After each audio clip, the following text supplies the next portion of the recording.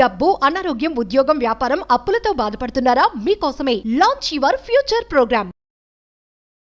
నమస్కారం డాక్టర్ శ్రీ అనంతకృష్ణ స్వామి గారు. నమస్కారం అండి. స్పిరిచువల్ నాలెడ్జ్తో కూడుకున్నటువంటి మనీ సబ్జెక్ట్ అండ్ అందులో కూడా గోవా క్లాస్ వెళ్ళి వచ్చిన తర్వాత అద్భుతంగా జరిగిందని చెప్పేసి అన్నారు. సో ఏ క్లాస్ చెప్పాను రా అని అంటే అక్కడ వాళ్ళకి కావాల్సిన విధంగా మిమ్మల్ని మీరు మార్చుకోవడానికి ఉండేటువంటి ఏకైక టైము, దాన్ని మీరు ఎంజాయ్ చేస్తే చాలు అని అక్కడ ఉండేటువంటి స్పిరిచువల్ నాలెడ్జ్ని కూడా ఇక్కడ కొంత షేర్ చేయడం జరిగింది. Very good sir, thank you so much for that. మనకి ఇప్పుడు మన సబ్జెక్టే కానీ లేకపోతే ఏదైనా ఒక సబ్జెక్ట్ని మనం దాంట్లో ప్రవేశించాలన్నా లేదంటే దాన్ని మనం ఖచ్చితంగా పాటించాలి, ఒకటి సాధించాలన్నప్పుడు ఒక నిబద్ధత, కఠినత్వం అనేది రెండు అవసరం ఉంటుంది మనకి. నిబద్ధత, కఠినత్వంలో మనకు మనమే ట్రైన్ చేసుకోవాలి. మనకు మనం ఎవరితో ట్రైన్ చేసుకోవాలి. మనం ట్రైన్ చేసుకోవాలన్నప్పుడు ఎవరో ఒకరు ఉంటారు కదా, వాళ్ళకి చెప్పుకోవాలి కదా. అదే సుప్త చేతనాత్మక మనసు. దానికి ఇలా చెప్పుకోవాలి. అలా చెప్పుకున్నప్పుడు అది దానికి లోబడి మీకు అనుగుణంగా పనిచేస్తుంది. అంటే ఇప్పుడు నేను ఈ ఇయర్లో ఈ జనవరి 1 నుంచి నేను ఒక పని చేయదలుచుకున్నాను. అంటే ఇప్పటిదాకా నా లోపల ఉన్న కొన్ని మార్పుల్ని నేను కొత్త విధంగా నేను మార్చుకోదలుచుకున్నాను. ఇప్పటివరకు ఉన్నటువంటి విషయాల్ని కొత్తగా మార్చుకోదలుచుకున్నాను. అనుకున్నప్పుడు మనం ఏం చేస్తామంటే చాలామంది ఫ్రెండ్స్కి చెప్తాం, నేను జనవరి 1 నుంచి నేను ఈ అలవాటు మానేస్తున్నాను. ఓకేనా? 1, 2, 3, 4 రోజులు ఒక 5-6 మందికో 10 మందికో చెప్తాము. ఆ తర్వాత మళ్ళీ కొన్ని రోజుల తర్వాత అలవాటు స్టార్ట్ అయిపోతుంది. అవును. అంటే దాని పట్ల నీకు నిబద్ధత లేదు, కఠినత్వం లేదు. అర్థమైందా? అలాగే కొన్ని కండిషన్స్ మనమే పెట్టుకుంటాం, నేను ఇలాగే ఉండాలి అని. అది కూడా కొంతవరకు ఉంటుంది, ఒక 6 నెలలు, ఒక ఏడాది ఉంటుంది. అది ఖచ్చితంగా ఆ నిబద్ధత, కఠినత్వం అనేది కొంతవరకు పాటించినప్పుడు కొంతవరకే ఉంటుంది అది. కానీ మన సబ్జెక్ట్లో మనం డబ్బు సాధించాలి, లేదంటే మనం ఒక ఉన్నత స్థాయికి వెళ్ళాలి, లేదా అందరూ నన్ను చూసే విధంగా ఎదగాలి, లేదా నాకంటూ నేను భిన్నంగా ప్రవర్తించాలి, సమాజానికి కానీ లేకపోతే జనాలకు కానీ భిన్నంగా అంటే వ్యతిరేకం వేరు, భిన్నంగా వేరు. అవును. ఈ తేడా తెలియాలి మనకి, లేకపోతే అది మళ్ళీ ఇంకో రకంగా.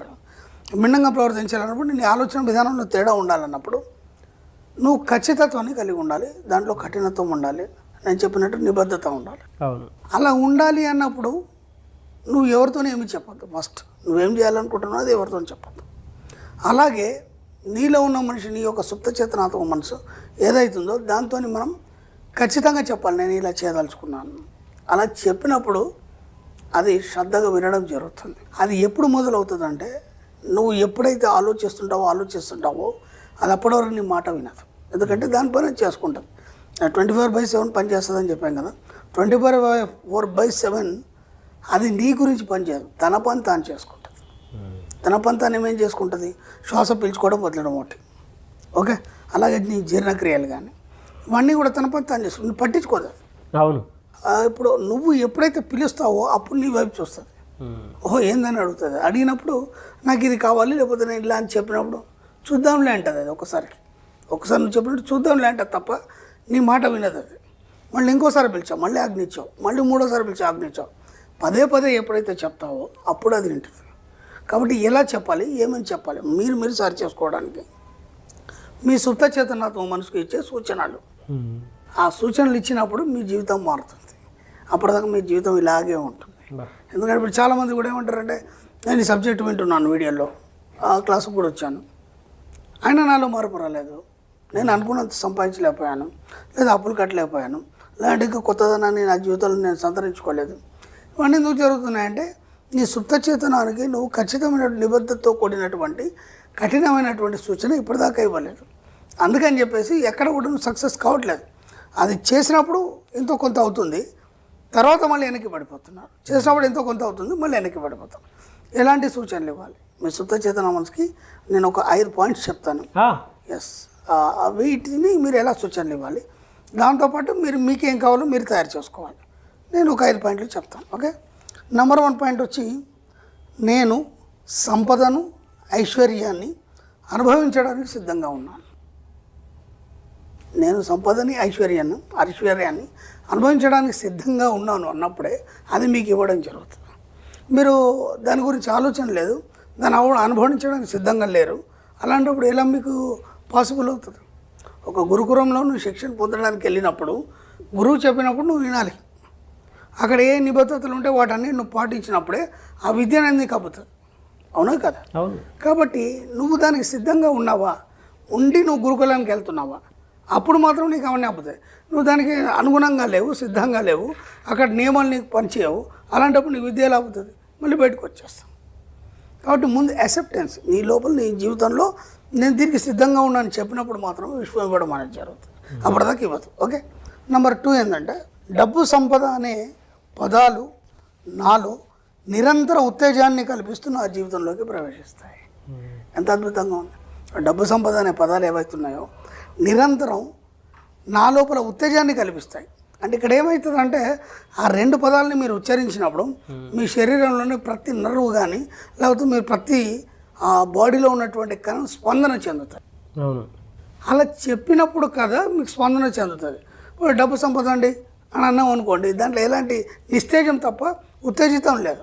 ఉత్తేజితం లేనప్పుడు మీలో వైబ్రేషన్ రాదు. ఆ వైబ్రేషన్ వచ్చినప్పుడు దాని వైపు మీ మనసు ప్రయత్నం చేస్తుంది. అప్పటిదాకా ప్రయత్నం చేయాలి.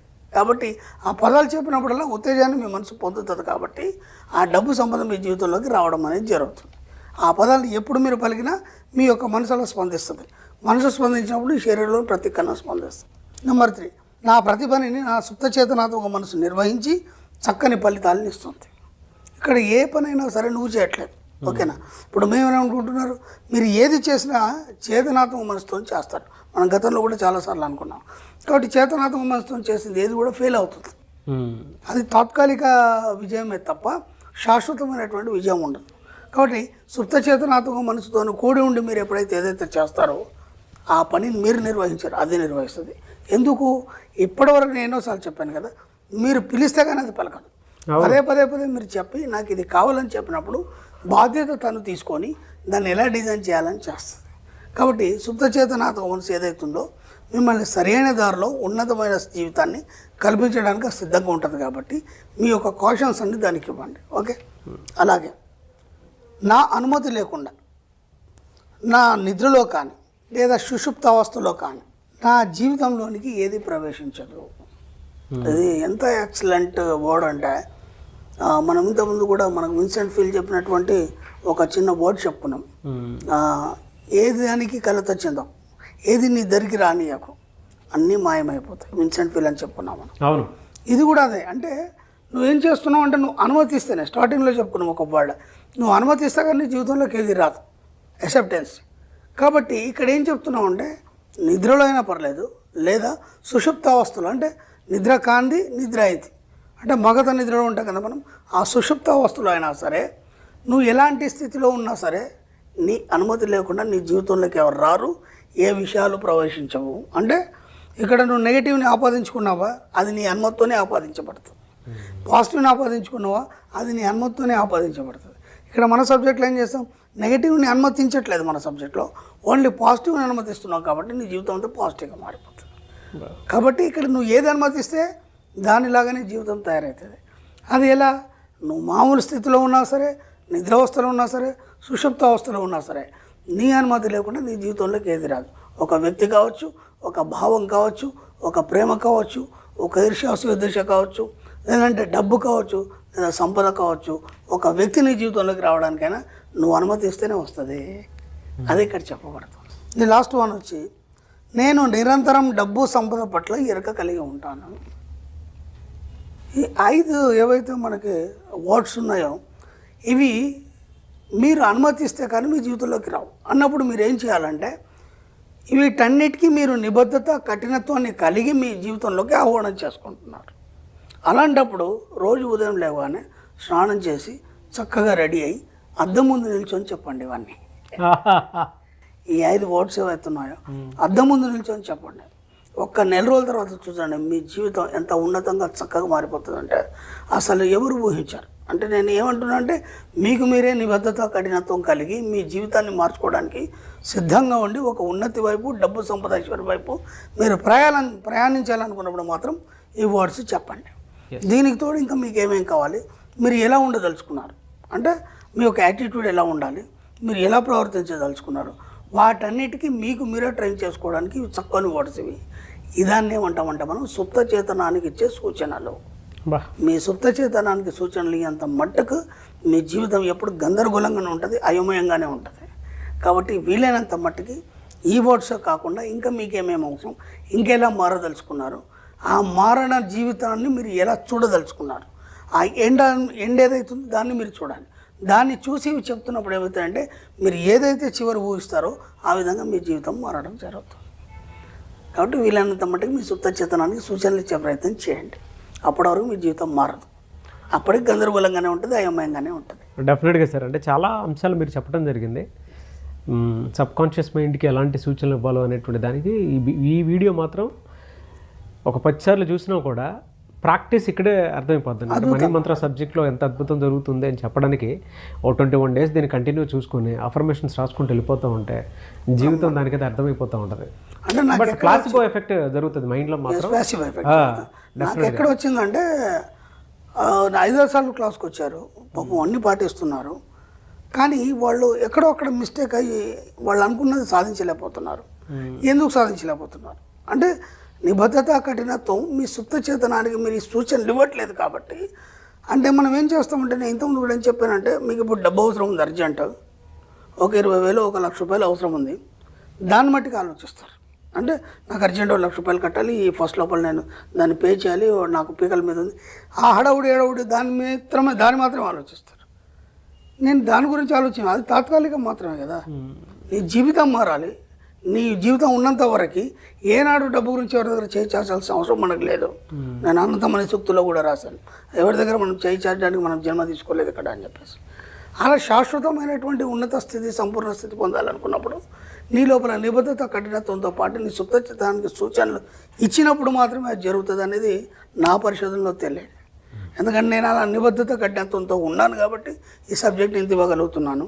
కాబట్టి ఇది అందరికీ చెప్పేస్తే వాళ్ళు కూడా దాన్ని సూచనలు పాటించేసి వాళ్ళకు కావాల్సిన సూచనలు ఇచ్చుకొని బాగుపడతారని ఒక ఆలోచన వచ్చి సబ్జెక్ట్ డైరెక్టివ్లో ఇద్దాం అనుకొని ఇచ్చాను. Fantastic sir.